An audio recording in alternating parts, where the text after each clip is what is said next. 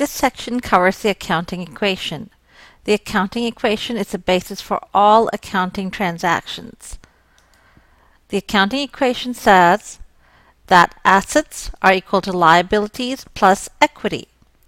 We're going to get to what each of these words mean in a moment, but I want you to remember that the accounting equation always holds true at any given point in time. Any given point in time, the accounting equation will always hold true. The accounting equation can also be rearranged. So if you say assets minus liabilities is equal to equity, that is still the accounting equation. The normal form of the accounting equation is assets equals liabilities plus equity, but if you rearrange it to say assets minus liabilities equals equity, that's still the accounting equation. Also, assets minus equity equals liabilities is also the accounting equation.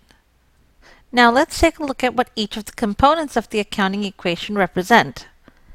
Again, the accounting equation is assets equals liabilities plus equity. What are assets? There's a nice definition for assets, but I want you to think of assets as something that the company owns or controls. So assets are things that the company owns or controls. Liabilities are claims against creditors. So liabilities are claims against creditors. Again, that's a fancy term, but the easiest way for you to remember it is liabilities are simply debts of the organization. So whenever you see a liability, it's a debt. It's a company's debt. Equity represents the ownership component of the company. It's called the owner's claim on assets. Later you will see that equity is calculated by taking assets minus liabilities. Next, let's take a look at a simplified example of how the accounting equation works. Again, the accounting equation is assets minus liabilities equals equity. Let's say that an investor is going to invest $100,000 in a business. This $100,000 will be invested in cash. You know from the MTG assumption that the minute this cash is invested, we have to account the transactions of the business separately from those of its owner. So the business has its own accounting for transactions.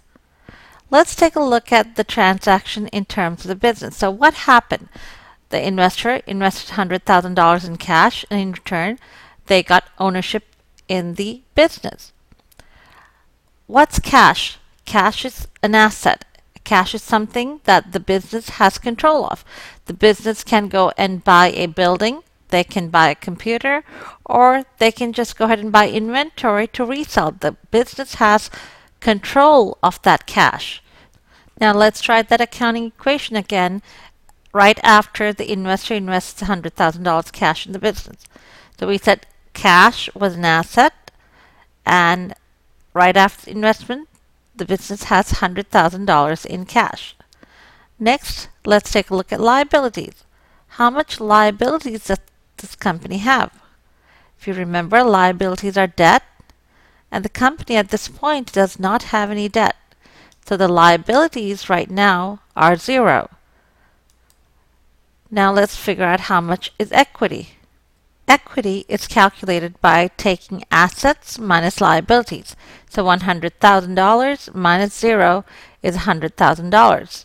So ownership of this company is represented by $100,000.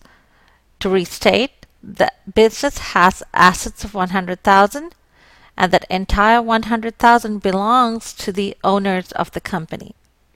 Let's take a look at equity in a little bit more in depth. Equity can be separated into two components. The first component is called contributed capital, and the second part is called retained earnings. Contributed capital represents the amounts that the investors have contributed. Retained earnings represents amounts that the company has earned and retained in the business. We will learn more about retained earnings in the next section when we look at the components of assets, liabilities, and equity.